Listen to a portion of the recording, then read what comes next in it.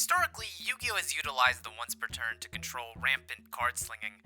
Cards from the ye olde golden days lacked any sort of once per turn clause, leading to the first ever sightings of the FTK, or the first turn kill. Konami would come around to add once per turn to effects called soft once per turns. These would also find their way into troubled waters, as they too could be abused due to the presence of multiple copies or of revival effects. So, as the game crept forward in terms of power and individual cards gained the ability to outpace the Federal Reserve, Konami added the infamous, you can only use the effect of Hong Tong the Long Cat once per turn, sometimes referred to as hard once per turns. But what if I told you a long forgotten card could go even further beyond and break the barriers of modern Yu-Gi-Oh! A card released all the way back in 2004, coming back to empower our modern day arsenals. And that card is Serial Spell. Serial Spell is a quick play spell card that has the text, activate only when you activate one of your normal spell cards, discard all the cards in your hand to the graveyard. The effect of this card becomes the same as that normal spell card. This enables you, at the low cost of your entire hand, to activate any normal spell twice.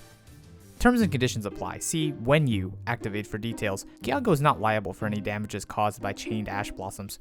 Anyway, with the rapidly increasing power of archetypal spells, there are many fun targets for Serial Spell. For example, 2 branded fusions can easily fill the grave with Albaz and his posse, acting as an advanced Foolish Burial. Just remember you won't have any cards to discard for Lubellion.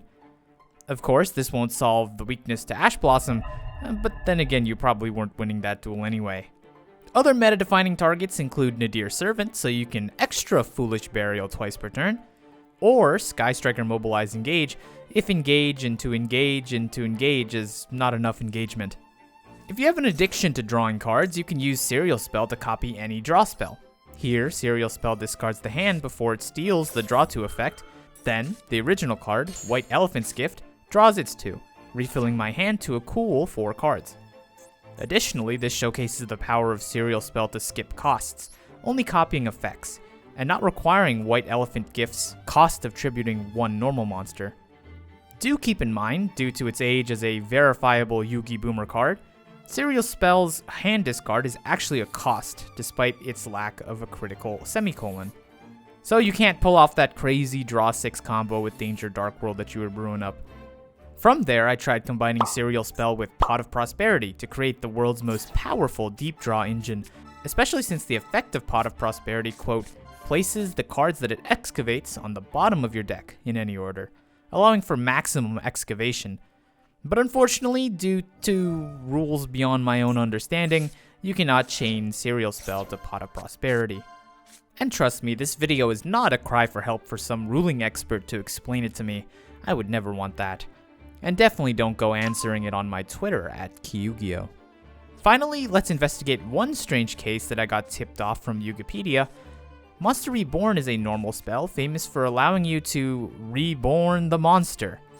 Now, if you were like me, you learned the adage that in Yu-Gi-Oh! Everything before the semicolon is a cost, and is done before the card resolves. So what happens when we Serial Spell Monster Reborn, if Monster Reborn selects its target before we chain Serial Spell? Well, as it would turn out, Serial Spell still gets to select its own target, and because of the discard, you get to reborn anything discarded per cost. This is, oddly enough, how I learned that targeting and costs are really not the same thing, and I've been playing Yu-Gi-Oh! Wrong this whole time. But then again, YouTube and Twitter comments will remind you of that very often. And I suppose the adage, the semicolon denotes the part of the card effect that occurs when you activate the card, but is not part of the effect that gets copied when you copy an effect unless it's a targeting condition, wouldn't have the same ring to it, does it? And that card is Serial Spell. Ugh.